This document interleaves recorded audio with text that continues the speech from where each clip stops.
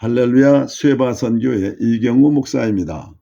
오늘은 축복을 막는 육신의 생각을 버려라는 주제로 말씀을 전해드리겠습니다. 신앙은 하나님 말씀을 믿고 따라가는 것입니다. 예수님을 믿고 신앙생활을 시작하면 하나님 말씀을 믿고 따라가는 출발점이 하나님께 예배드리는 일입니다. 그리고 이어서 점점 신앙생활의 범위가 넓어집니다. 말씀 공부를 통해서 교회를 알게 되고 주님의 몸된 교회를 위해 헌신 봉사하고 복음을 이웃에 전파하고 삶의 문제를 해결받기 위하여 하나님께 기도하며 하나님이 기뻐하시는 삶을 살려고 힘쓰게 됩니다. 결국 신앙은 하나님께 영광이 되고 하나님을 기쁘시게 하는 것입니다. 그러면 우리가 신앙생활을 어떻게 해야 하나님께 영광이 되고 하나님이 기뻐하시는 신앙이 될까요? 로마서 8장 6절로 8절에 육신의 생각은 사망이요 영의 생각은 생명과 평안이니라. 육신의 생각은 하나님과 원수가 되나니 이는 하나님의 법에 굴복지 아니할 뿐 아니라 할 수도 없음이라. 육신에 있는 자들은 하나님을 기쁘시게 할 수 없느니라.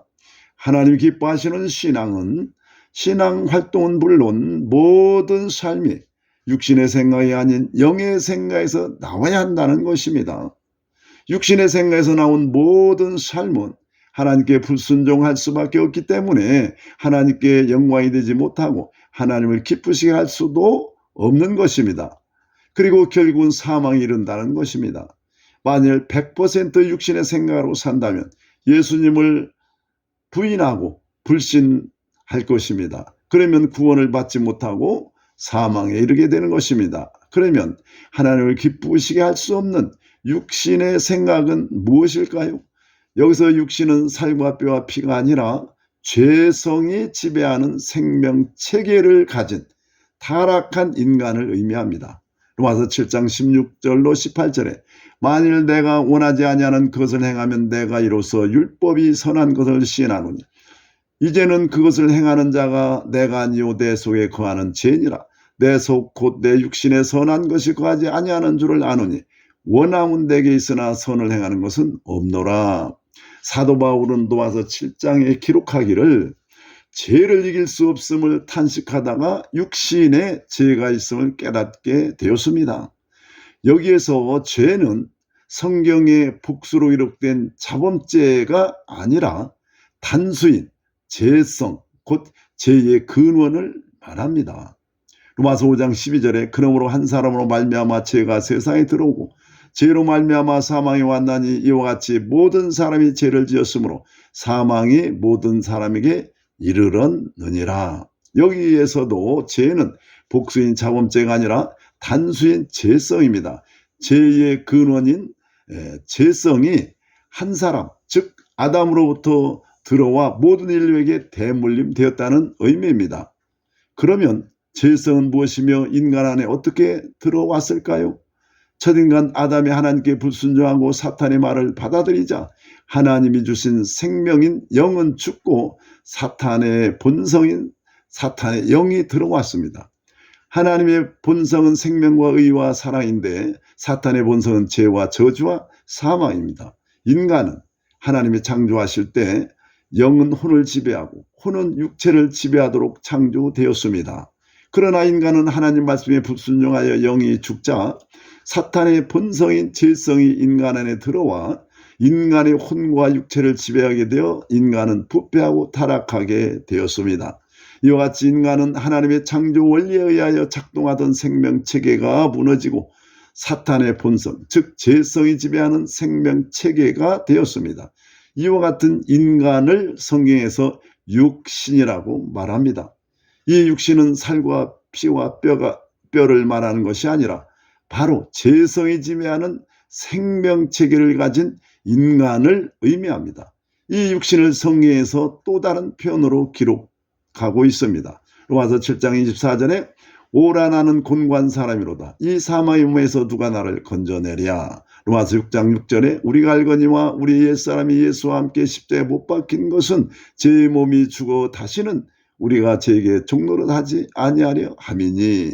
사도 바울은 죄를 이기지 못하는 자신을 사망의 몸이라고 했으며 또 죄의 몸이라고 하였습니다.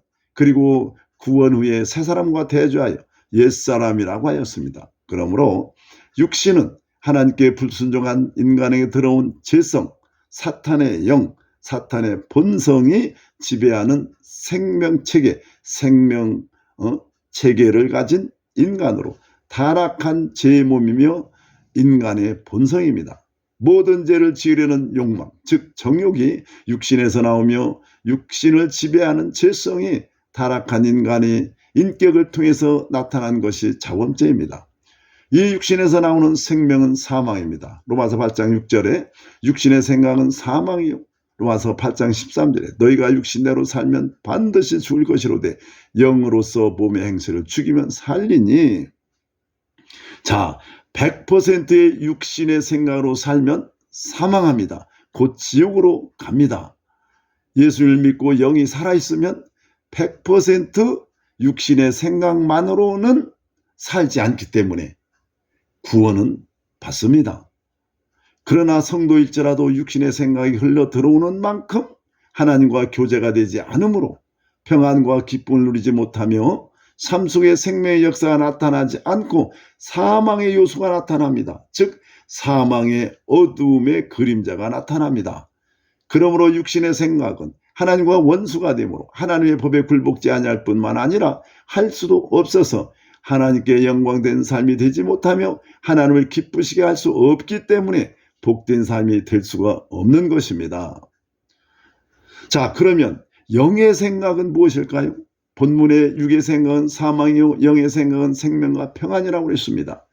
데살로니가전서 5장 23절에 평강의 하나님이 친히 너희를 온전히 거룩하게 하시고 또 너희의 온 영과 혼과 몸이 우리 주 예수 그리스도께서 강림하실 때 흠없게 보존되기를 원하노라. 자, 창세기 2장 7절에 여호와 하나님이 땅의 흙으로 사람을 지으시고 생기를 그 코에 불어넣으시니 사람의 생명이 되니라. 하나님은 사람을 영, 혼, 육으로 창조하셨습니다. 육은 혼을 담는 그 그릇으로 환영의 통로이고, 자, 육은 혼을 담는 그릇으로 환영의 통로이고, 혼은 영을 담는 그릇으로 사람과의 통로로 창조되었습니다. 그리고 영은 인간의 가장 차원이 높은 기관으로 하나님과의 통로로 창조되어 육은 혼의 지배를 받고 혼은 영의 지배를 받는 창조 원리를 가지고 있었습니다. 그러나 인간이 하나님께 불순종하자 영이 그 기능을 상실하고 죄성이 들어와 창조 질서가 무너지고 사탄의 본성인 죄성의 지배를 받아 육신의 욕망대로 살게 되었습니다. 그러나 예수 그리스도께서 이루신 대속으로 예수 그리스도를 믿음으로 영접한 사람에게 하나님은 새로운 영을 창조하시고 그 안에 성령이 생명으로 들어오셨습니다. 그래서 영은 하나님과 교통하여 혼을 지배하고 혼은 육체를 지배하는 창조 원리를 회복하여 구원받은 새 사람의 생명체계가 우리 안에 들어왔습니다. 구원받은 자 안에는 옛사람의 생명체계인 육신과 새 사람의 생명체계인 의인이 동시에 존재합니다. 그러므로 영의 생각을 따라 사는 사람은 영의 생각은 생명과 평안이므로 하나님과 교통이 되어 평안이 임하고 모든 삶에 생명의 역사가 나타나며 하나님의 말씀으로 살 수 있게 되어 하나님을 기쁘시게 하는 축복된 삶을 살게 되는 것입니다. 자, 그러면 어떻게 영의 생각으로 살 수 있을까요?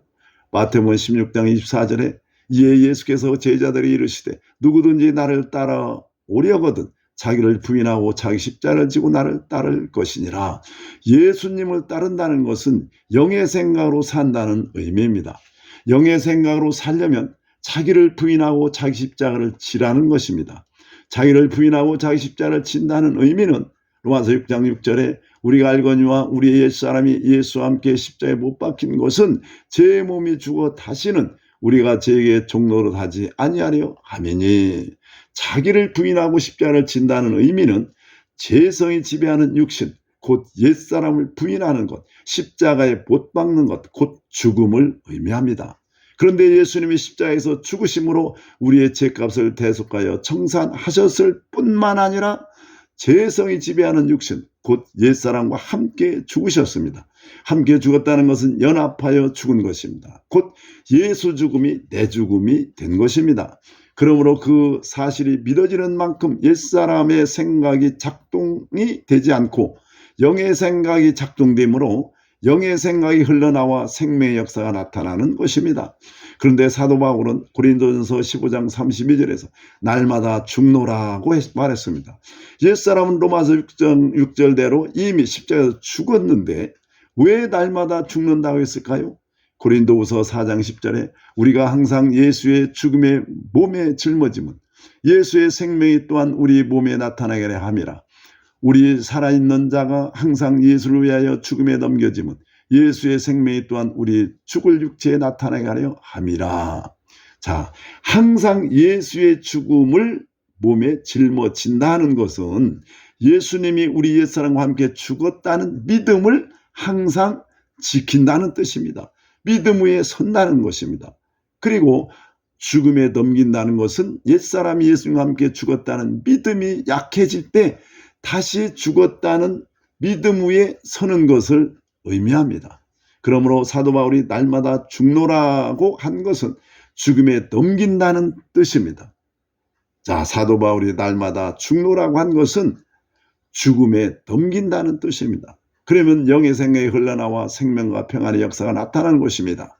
생명은 흐르는 것이며 막고 있는 것이 깨어질 때 흐르는 것입니다. 예수님도 죄인을 대신한 몸이 십자가에서 깨어질 때, 곧 죽을 때 생명의 영이 흘러나와 믿는 자 안에 들어갔습니다. 하나님의 생명이 들어온 우리도 자기 십자가를 지고 육신이 깨어질 때, 죽은 것을 믿을 때 생명이 흘러나와 자신도 살고 이웃도 살리는 것입니다. 그러므로 내가 십자가에서 예수님과 함께 죽었다는 굳은 믿음 위에 서서 사망의 역사가 나타나는 육신의 생각이 흘러나오는 것을 차단하고 생명과 평안의 역사가 흘러넘쳐 하나님 말씀에 순종이 되어 하나님을 기쁘시게 해드림으로 축복받는 신앙이 되시기를 바랍니다. 감사합니다.